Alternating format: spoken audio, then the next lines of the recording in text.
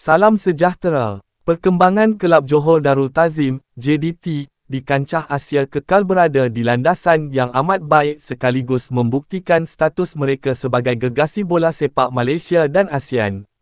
Dalam saingan berprestij ACL Elite, ACLE, 2025-2026, Harimau Selatan masih mempunyai peluang yang cerah untuk melayakkan diri ke pusingan 16 terbaik. Terkini JDT menduduki carta ke-7.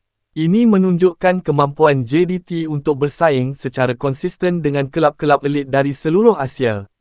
Sementara itu, dalam kejohanan sulung Shopee Cup, kejohanan kelab ASEAN, Johor Darul Ta'zim membuktikan dominasi mereka dengan kekal berada di puncak kumpulan B. Prestasi yang stabil dan konsisten ini meletakkan JDT di kedudukan yang selesa untuk mara ke pusingan kalah mati. Dengan momentum positif ini, JDT terus mengangkat martabat bola sepak Malaysia di peringkat ASEAN maupun di peringkat antarabangsa. Luaskan kuasamu Johor.